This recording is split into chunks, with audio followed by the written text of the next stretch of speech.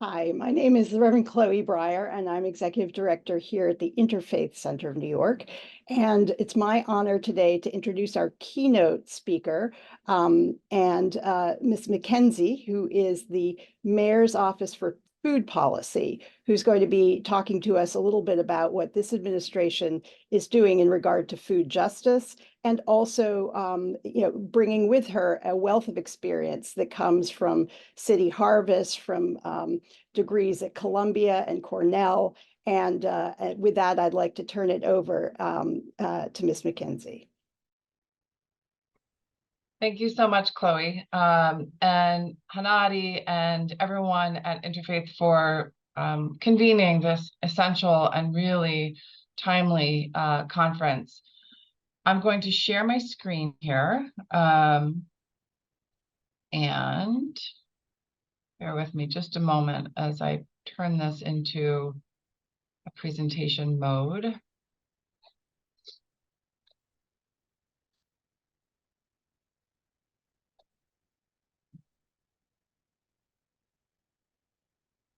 One second, here we go. Okay. I'm going to spend a little bit of time with you talking about what I believe is a time in New York City when we have never had quite the leadership that we do to really understand and appreciate the role of food in supporting the happiness, the security, and the completion of New Yorkers overall. We also focus, particularly with Mayor Adams' leadership, on all elements of our city to center around equity and justice. And with the creation of a sister office here within City Hall, the Mayor's Office of Equity, under the leadership of Commissioner Sadia Sherman, we not only have an office to ensure that an annual report with indicators and real drivers of equity across these pillars that you're seeing here, from economic security and mobility to a diverse and inclusive government, housing, personal and community safety, to name just a few. Sadia's office also is responsible for creating now, thanks to some ballot measures, the Commission on Racial Justice, as well as creating an annual true cost of living report to really, again, lift up how we as government are focusing on equity and focusing on making sure that our neighbors who are less well off and the subject of many, many systems of oppression and racism in historic years, to be able to bring everyone into the same levels of support from city government. So I think everyone is familiar with Mayor Adams. Mayor Adams brings to the food work certainly his lived experience of having, not led a particularly healthy lifestyle, but also transforming his life by adopting a plant-based lifestyle. And I'll speak much more about that.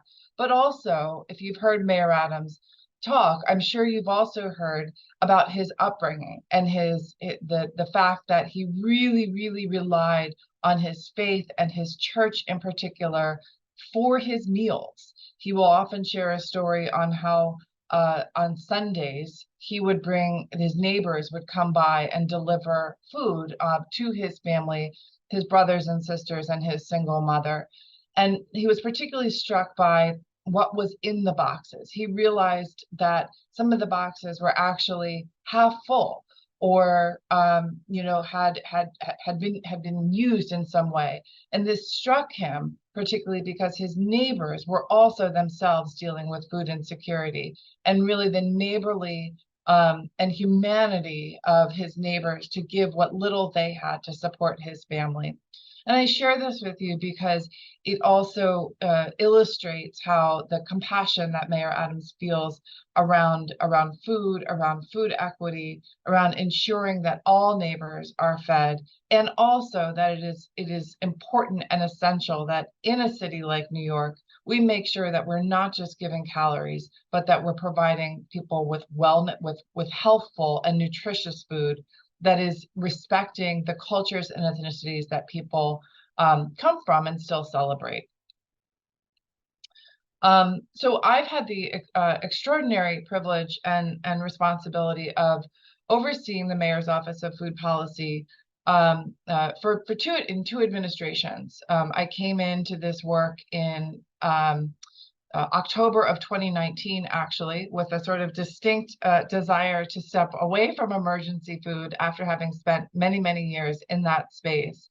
But as luck or the luck would have it, we'll leave it at that. I was in this position when COVID was gripped. We were in the grips of COVID, so I had the experience of being able to rely on emergency food needs to be able to orchestrate the city's Get Food emergency relief program and continue the learnings from that continue to this day. But that said, it was in early March of 2020 that this office actually became codified into law in the city's charter. And essentially, we have a very, very broad mission, but succinctly to increase food security in the city, to promote access to and the consumption of healthy foods, and to support the economic and environmental sustainability across the food system. And if you just think about it, food is not just what we eat, but it's about the businesses, right, that are thriving now in New York City, which after many years were really struggling. But our food businesses, from our grocery stores to our restaurants to our manufacturers, our vendors on the streets, these are all thriving and essential food businesses. The infrastructure that supports food, from Hunts Point to many other distribution hubs, the trucks on the roads, the bikes delivering food. This is all part of food policy and how we have influence. We are quite a large purchaser of food in the city of New York. Typically the second largest buyer of food in the country, although right now I think we're vying for first with the amount of food that we are purchasing to provide meals to our many, many, many asylum seekers in the city. We support convening with many of you on this call, but also really push at city, state, and federal government, as well as to foundations and beyond, our voice and advocacy on behalf of New Yorkers and what we need is essential. And then clearly just having the position and the perch of the mayor's office is not something that we take lightly. And we use that certainly globally to learn from and to share from our work with other global cities and certainly cities and states across the United States. You might be familiar, in 2021, we actually introduced Food Forward, which was the city's first 10-year or any year policy framework that guides the work to ensure, again, that we are concertedly focused not just on one of these goals here, which is laudable in itself, but that we are continuing to drive food system evolutions in New York. So not going to spend a lot of time on this, but we've also just released our 2-year progress report on this plan, and we'll continue to update the plan with progress every subsequent 2 years. But, high level here, and I think, what is, I think, traditional and sort of the bread and butter, if you will, of food policy in New York City is to always ensure that New Yorkers have multiple ways to access healthy, affordable, and culturally appropriate food.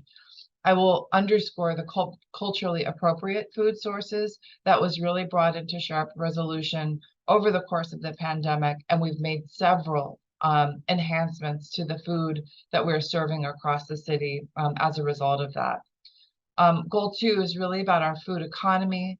Goal 3 is about our modernizing our supply chains in our food system. Goal 4 acknowledges climate and sustainability, but also resilience, which is essential in times of radical change that we're experiencing due to climate and weather disruptions. And then goal 5, which is probably the hardest to grasp, but I think perhaps the most essential, which is ensuring that all New Yorkers, not just people in city government, but all New Yorkers have the systems and knowledge to implement this plan. And that means instituting feedback loops to evolve and adjust and tweak some of the interventions and policies that we are operationalizing. Something that you'll see, I'll try and mention throughout this this talk here, is the need that and the push that we have to really make sure that media is telling the right story, is talking about what we're doing. And we were really hard, an important media source in New York City, being the largest media capital. But sometimes, as we all are bombarded by way too many headlines, not all of them making us feel the best, it's important that we're telling the story here. And really breaking through in media has been a challenge for us. But we really try and push to do that, to make sure that people know how to interact with our programs, our policies, and again, that we provide an opportunity for hearing about how we can be even better. As a mayor's office, as an administration, we have an opportunity and responsibility to institute executive orders. I'll talk about this a little bit later when I talk about our emergency food program. But in February, 2 years ago, is when I think the first moment I had with Mayor Adams to introduce executive orders around food.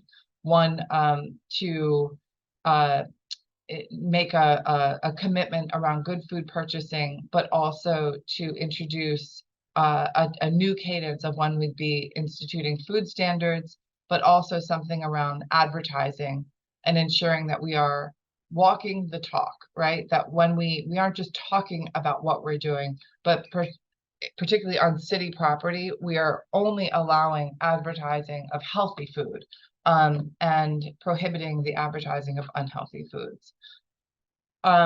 So this was that event. This is, Mayor Adams taking that executive action at a food pantry in the Bronx, actually, ensuring that for the first time ever, the city would devote its emergency food resources to prioritize fresh fruits and vegetables, because before that was not the case.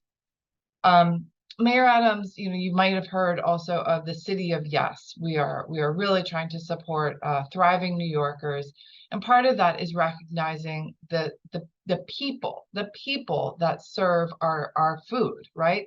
And so in June of this year, we actually convened an event at Gracie Mansion to acknowledge the role of our food and culinary staff, whether that is our Department of Education, school food service workers, those in our older adult centers who serve meals through nonprofit providers and the like. We had a special speaker from the Department of Correction, who's a chef at Rikers, but really just recognizing that with this new focus on food, it's, many people are now in the spotlight that they weren't before, and change, particularly cooking differently, is hard. We have a personal connection with food, and Mayor Adams is certainly appreciating that, and I'll be able to speak a little bit more about that as well. So it's just some of the highlights from that event. I don't know if this is going to work, but I'll try it. Let me see if I click here.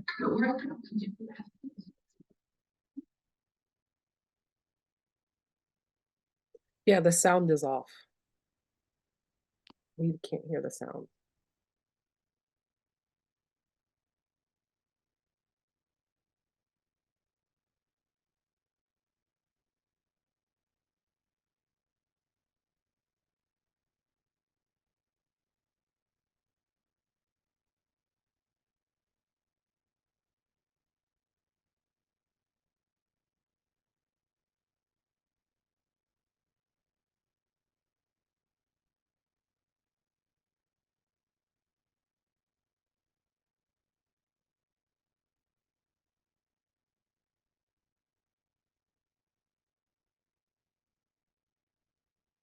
Kate, if there's a way that you can share a link to this video with us, and then we can put it in the chat, because there's no sound coming from it.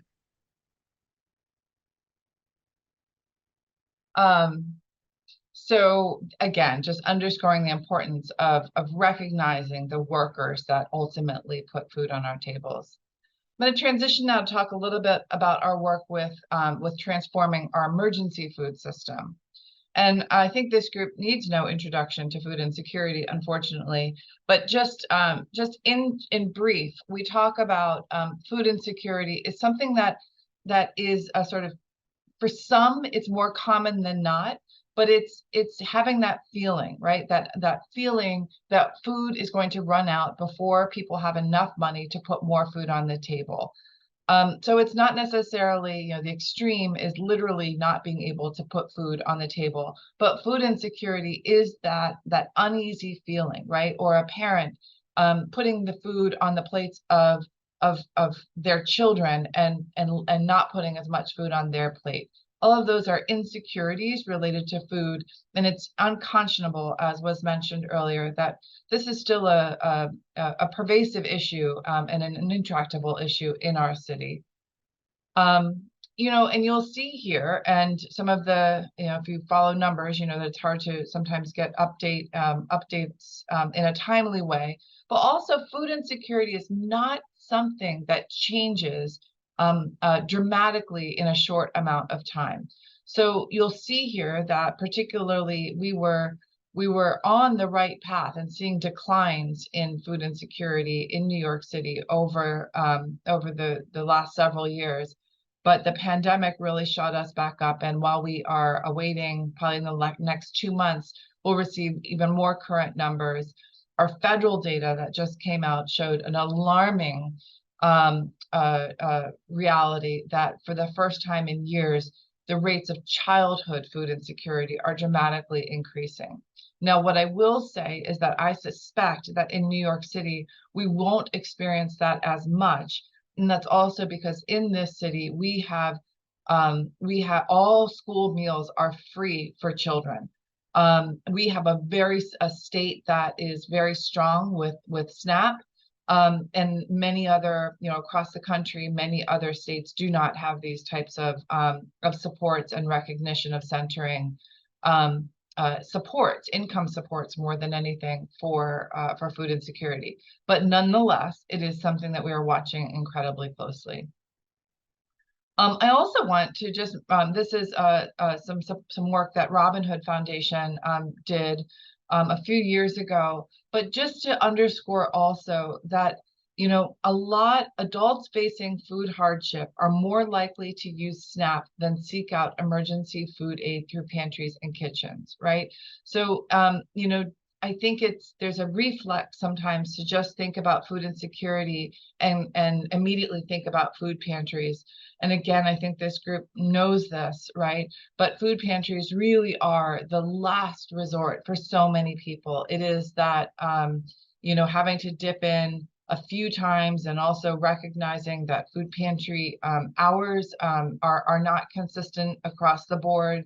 But just recognizing here the incredible role that SNAP is playing in this city. And we really want to make sure that we're continuing to bolster the SNAP program as well as food pantry use, making sure that we are supporting our food pantries.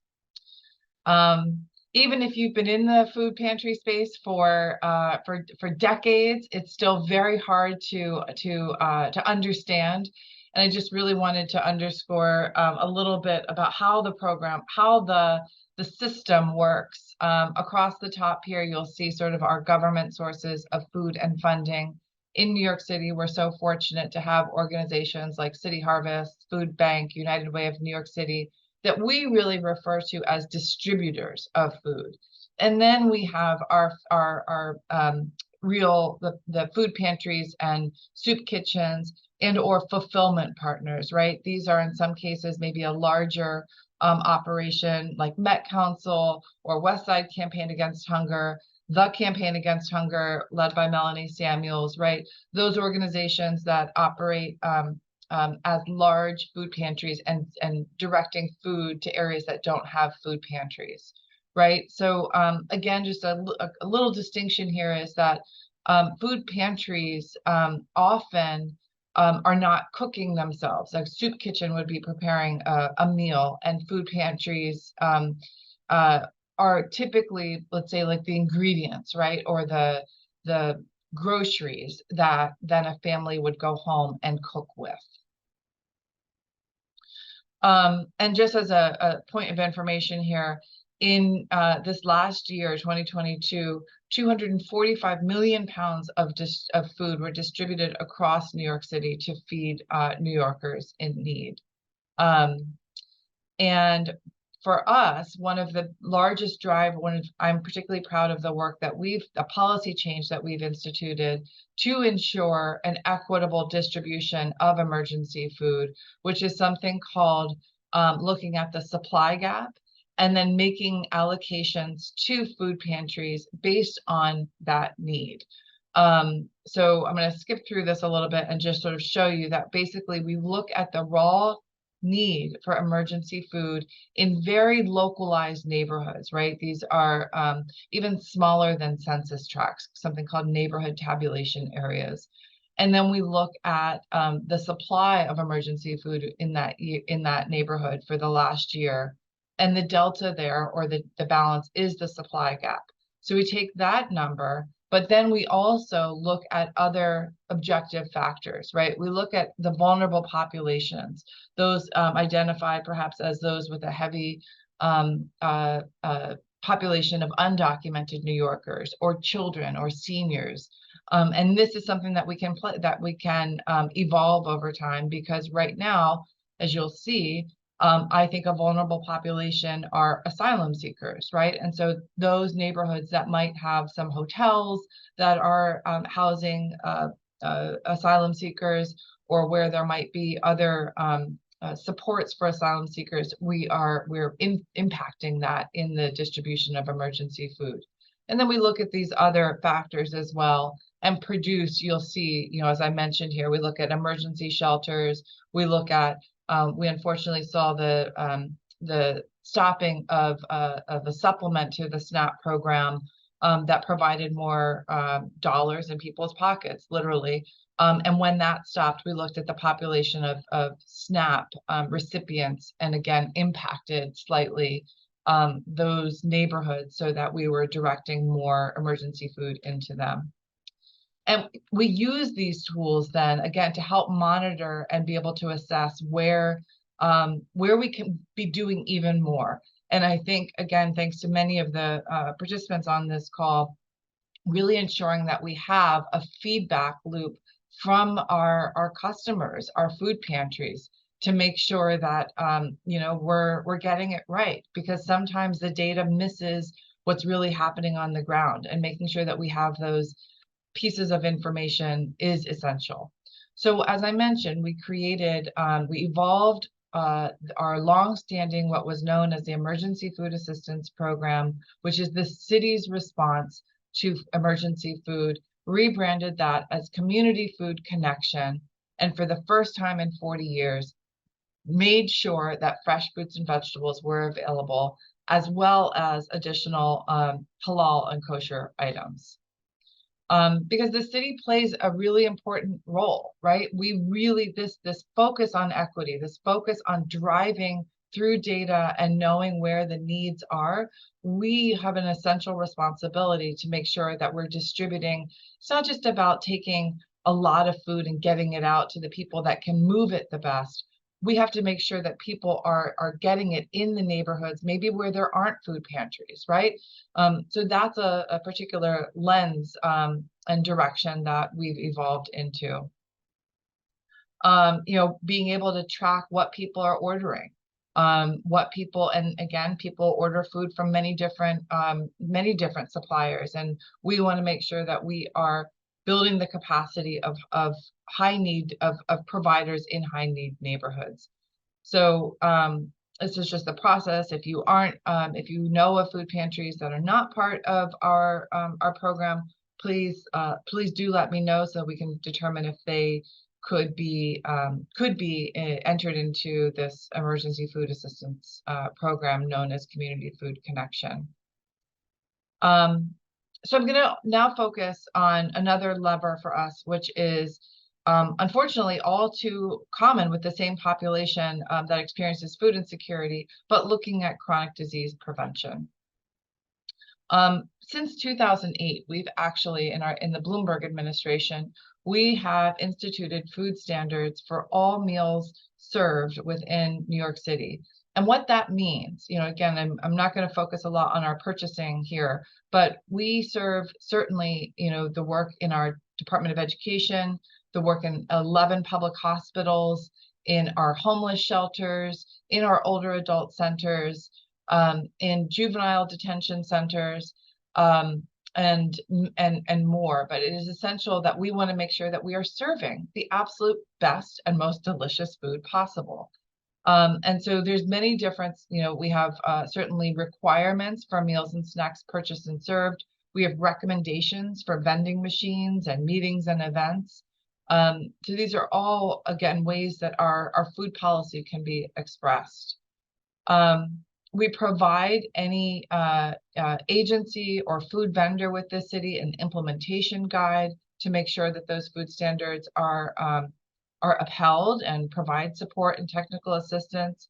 We also provide campaigns. Our health department recently introduced this called Eat a Whole Lot More Plants, right? We really take a lot of care to focus on what people should be eating, not what people should not be eating, right? And you'll see the focus on different cultures, ethnicities. There's a QR code available here for recipes and things like that. But we're really trying to really help individuals know that the choice that they make, and that's essential to this work, the choice that they're making should be the easy and the healthy choice. And our focus in this administration is not just because Mayor Adams, really radically improved his life, but because the science shows us that a plant-based diet has been shown to do all of these, improve, cardiometabolic factors, lower cholesterol, support in weight management, which are essential to New Yorkers. We also host a variety of what we call nutrition security programs. So these are programs, again, that are really incentives and other tools to help people, eat not just well, but that their nutrition is strong and improved. So some of these programs you might be familiar with. This is a relatively small program. We have 16 participating grocery stores right now. But for SNAP recipients, they get a dollar for dollar match on purchases of fruits, vegetables, and beans. And I believe that this is one of the few programs in this country that also is supporting canned, frozen, as well as fresh product. So again, giving an incentive to help support the healthy choice here. Health Bucks is a classic program in the city. Again, for people with SNAP, we're stretching their buying power even more. But for people without SNAP, older adults who receive these coupons through their older adult center, some nonprofit providers are distributing Health Bucks. And it is essentially, again, a coupon redeemable for fruits and vegetables at all New York City farmers markets. This is a program operated by our city health department in partnership with farmers markets across the city. And we've, in the last fiscal year, distributed more than $2.5 million worth of Health Bucks. A program that I created over the course of the pandemic actually is something called Groceries to Go. And this is a program that is now particularly for individuals who are members of NYC Care, which is our public healthcare system, particularly immigrants who may not have health insurance otherwise. But there is a credit available for online purchase of groceries through local grocery stores that provides $110 a month for households of 1 to 2 people, and up to $270 for households of 3 or more. And once again, there's a 50% discount on fresh fruits and vegetables, but you can purchase whatever you need with the value. You just get to stretch your dollar a bit more with fresh fruits and vegetables. something that in partnership with Health and Hospitals is a program that I think is particularly valuable for New Yorkers is our lifestyle medicine program. And lifestyle medicine, you know, I'm fortunate to have a family doctor who asks these questions all the time, but making sure that our doctors are asking about sleep patterns, about relationships, about, again, healthy eating, of course, but making the connection to mental health and mental supports that are available. So through the lifestyle medicine program, there's an interdisciplinary team of your doctor, nurses, dietitians, health coaches, exercise trainers, psychologists, and supports to, again, help people live their best life. This program has been shown to really help manage and control type 2 diabetes, keep people who are pre-diabetic from actually getting that diabetes diagnosis, and manage other cardiometabolic factors like heart disease and blood pressure. We are in the rollout of a rather good expansion of the lifestyle medicine program.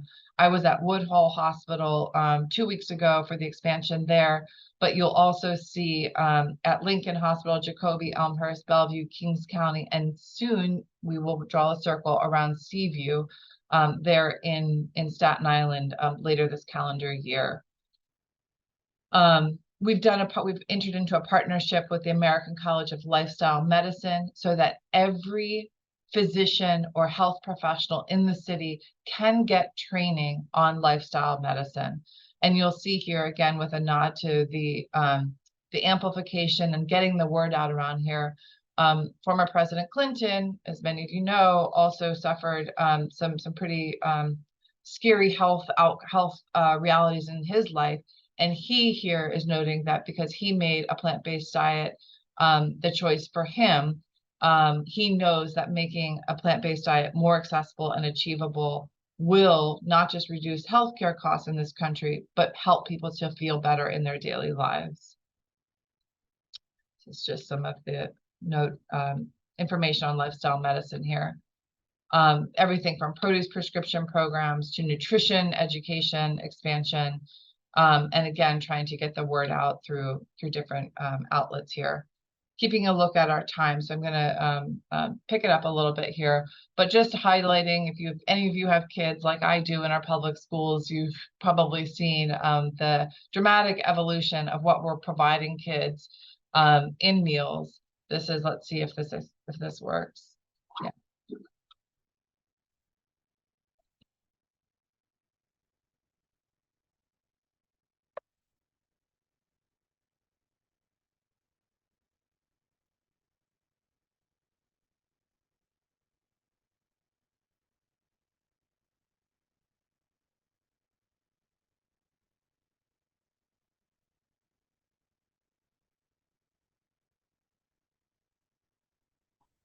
I don't think the sound is working for me. I'm not sure. No, it's not for me either. Again, if you just share this link with us, we can put it in the chat so people can watch the full videos.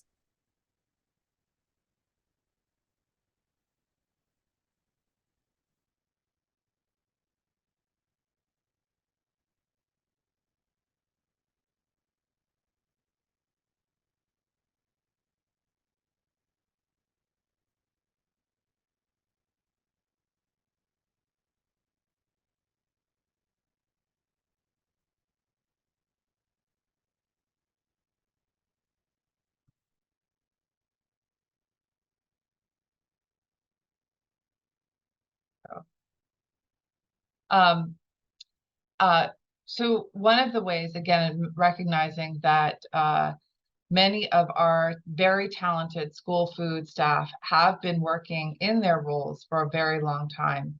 And so we know that it's not as simple as giving a new recipe and saying, make this happen. We have a program called Chefs in Schools now, and we've worked with an organization called Wellness in the Schools to develop 100 scratch-cooked, plant-based, culturally relevant recipes that then get tested and ultimately enhanced and improved by kids. In our schools, more than, in order for something to be menued, 75% of students who taste test it has to be approved by 75% of kids. Another thing that we've done is making sure that the cafeteria experience, everyone has a memory from when they had school food, right? And this is something that we're making sure that these before pictures here start to really resemble the after picture here, and making sure that the serving line here is something that kids are excited to go through, more like a restaurant or a deli. And we know that this dramatically improves you can see some of these statistics here. Kids, we are in cafeterias that have these programs, they're consuming 30 times more lettuce, 11 times more grapes, 5 times more broccoli. And in some of our city's largest schools that have this, we can ensure that more than 300 students get their meals in under 15 minutes. And this is important because, and again, as a public school parent, I know this well, when it's not lunch hour, when the lunch period can be sometimes very short, making sure that kids actually have the time to sit down and enjoy their meal is essential. So we're giving students more time in the lunchroom by making sure that they can get through the serving line even faster. This has led overall also to a 25% increase in daily meal participation, which helps us and sleep well at night, knowing that even more kids are getting that nutritious meal. And for far too many kids in our school system, the meals they eat in school are the only meals that they're getting. Again, just acknowledging the important work that we're doing to ensure that we have expanded offerings for halal and kosher meals. Any school that desires a halal certification in their kitchens, we will accommodate.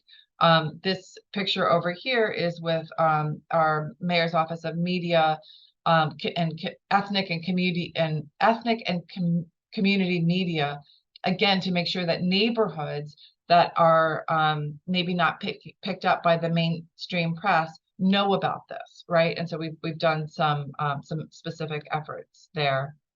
I believe firmly in my office is as transparent and forthcoming with information as possible. So we developed this school kitchens dashboard. This is just a screenshot of it to see, what schools have what.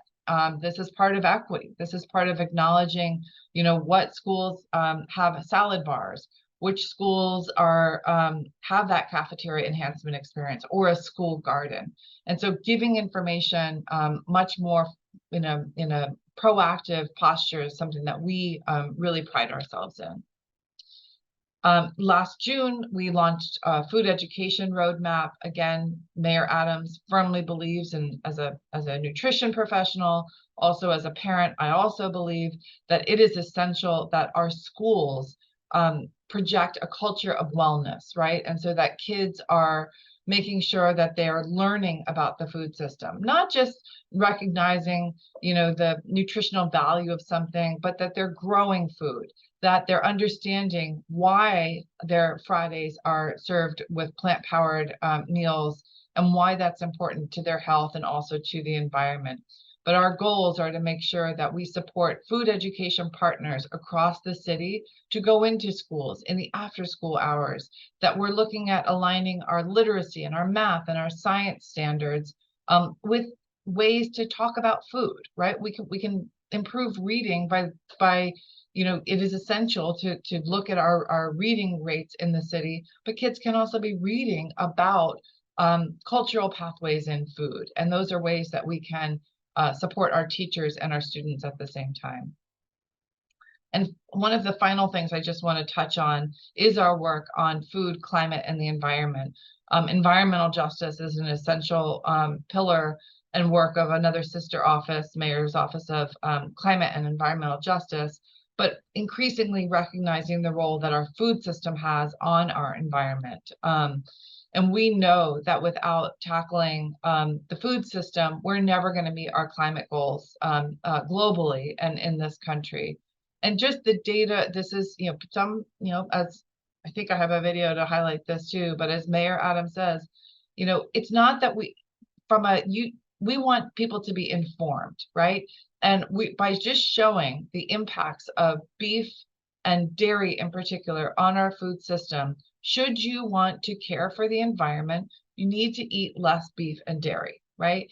And so you can still eat it. We just really want to improve people's knowledge about the impacts of the way in which some of these products are impacting our environment.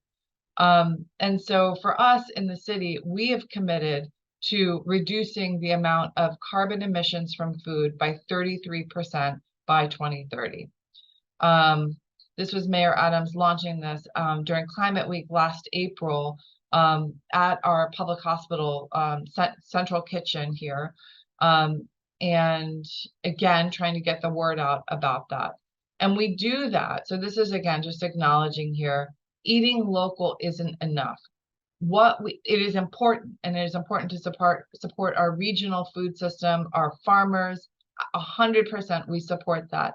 And if you really want to make sure that we are supporting our environment, eat less meat. Be conscious of what we're doing here to our carbon footprint.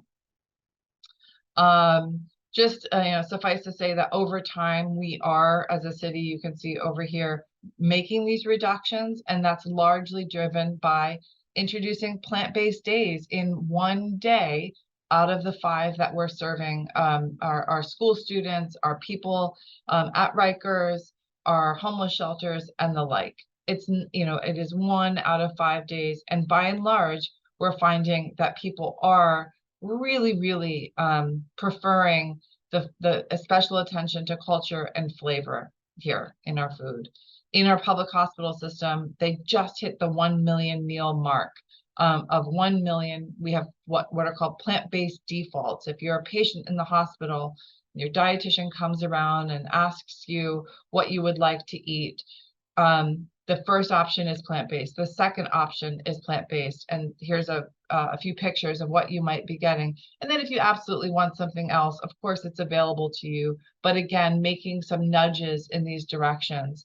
I've tasted all of these. They are all delicious. I think, where's the curried kabocha squash, the jackfruit jambalaya, Moroccan root vegetable stew. And these are all, again, training, making sure that we're ordering food differently is essential, but also making sure that patients and employees are engaged throughout the process. Again, we have right now more than a 95% acceptance rate of the meals, and we test that. We survey patients every single day to make sure that we are getting it right. And again, we have a challenge now out to our private sector partners called the Plant Powered Carbon Challenge, which is to do what we've done in city government, is to encourage our private sector partners to also reduce the carbon footprint of their meals. The compost commitments, we are now doing year-round curbside composting. Ultimately, that's coming soon. And again, that's a residential program that is was taken away during the COVID pandemic, but is now back and again is required through legislation. And we are quite proud of that and thinking about the whole circularity of the food system. So I think right at 10 on the dot here, I am going to stop, and I'm certainly happy now to answer any questions. I have not been able to look at the chat, but I'm happy if somebody wants to facilitate questions or however that works best. Yes, we will actually facilitate questions with you. It seems that maybe Reverend Dr. Chloe Breyer is on the call, but if you guys don't mind putting me on spotlight, well, Chloe is coming off now, so Reverend Chloe, if you don't mind facilitating questions for Kate.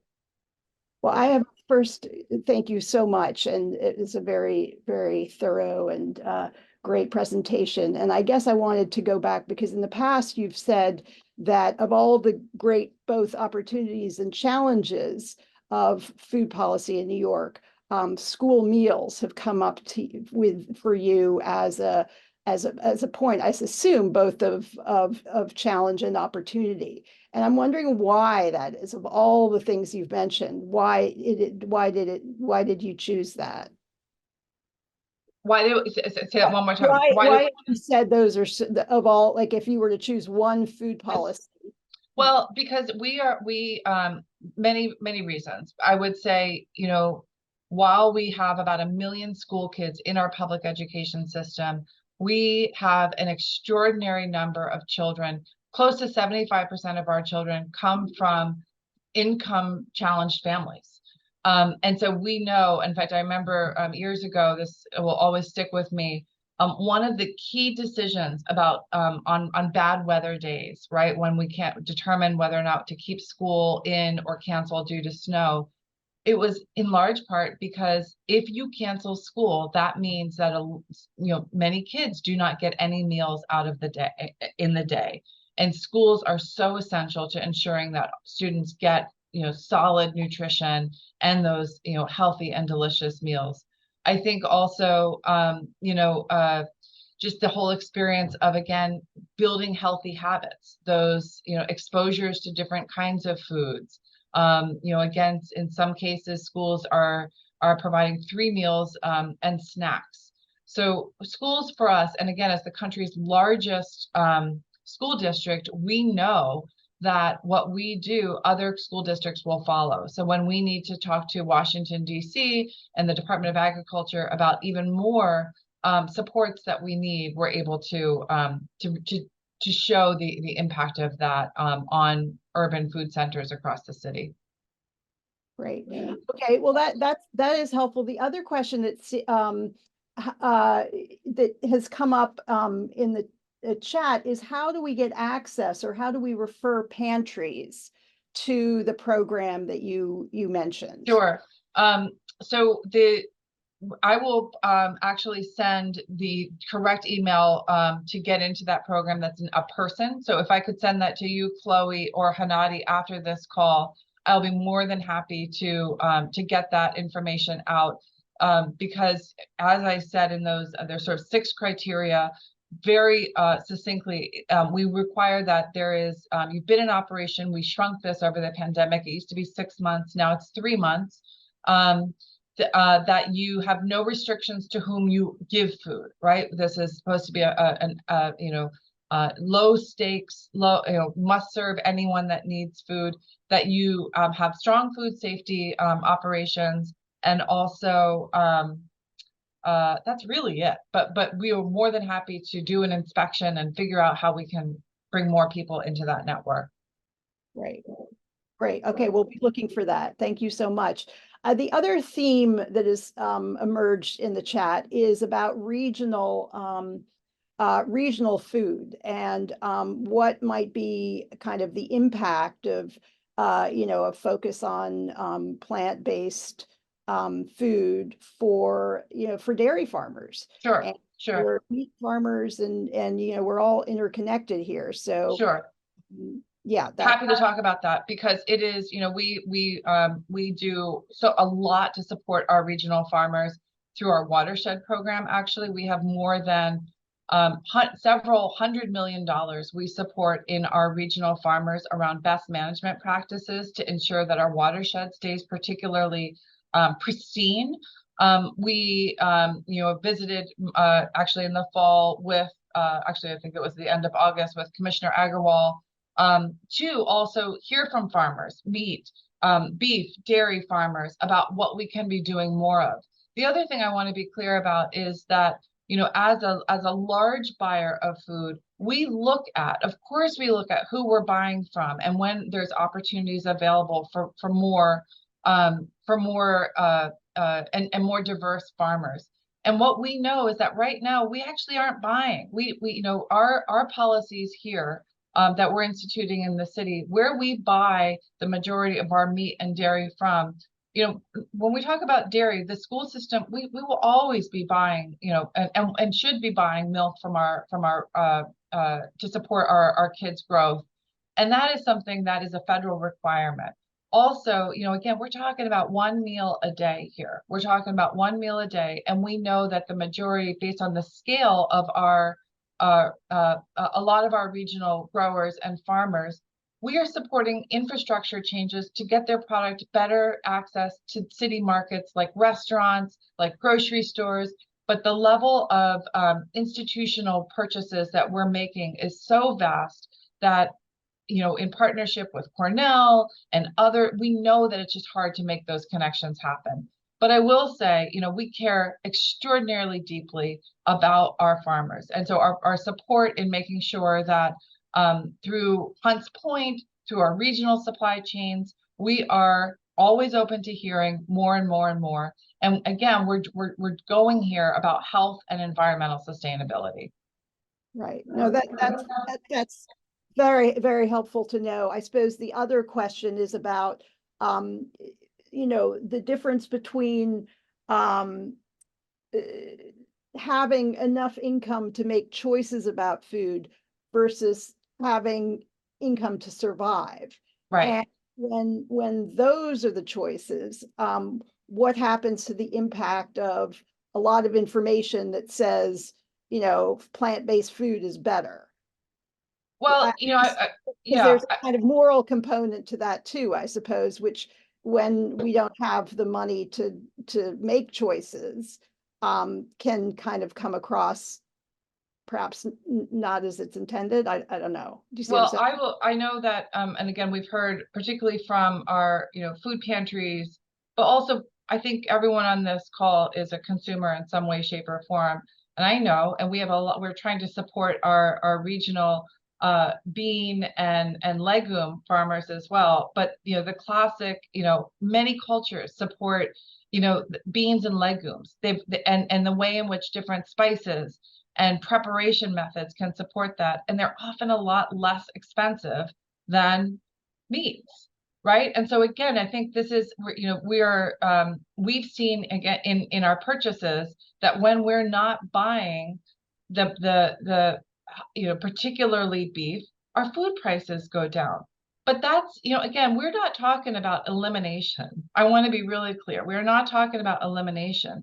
We're talking about one day a week, particularly in our school system, where we are introducing, beans, legumes as center of the plate options. Got it. Okay, another question going back to shelters, because many of us on this call have been working a lot with the migrants who recently arrived, and there are, I have to say, a lot of complaints about food, and even not even like about the content of the food, but the fact that it's often not cooked. So they'll be getting frozen. I mean, that's something I've heard personally a bit.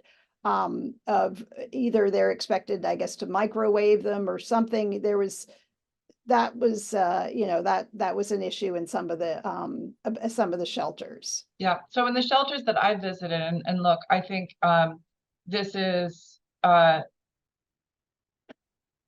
think we can all agree that this is a really challenging moment, and no one we want the best for these individuals. No one is it is a hard spot to be in. That said, we have for 18 plus months been ensuring that every individual in our system gets 3 meals a day, plus snacks, plus water. And so in some cases, we and doing this, of course, without additional federal resources here.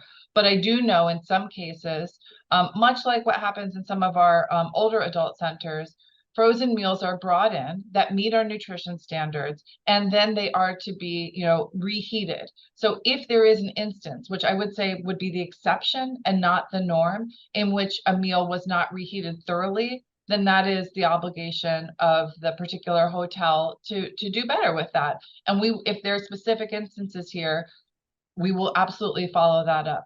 But I do know, we are not in a position right now, not all hotel, again, trying to make the best of a not great situation here, we are providing those meals in the hotel, sort of dining area. Then people can take them where they might want to be, but for all kinds of reasons, not every hotel room we know has a microwave, right? So it is not the routine that people are taking these meals to their homes. And in some cases, particularly in the humanitarian emergency respite and response centers, those meals are coming in and again are maybe reheated to come up to temperature, but they are, particular focus and attention is paid on cultural responsiveness, on food standards, and making sure that fresh fruits are available.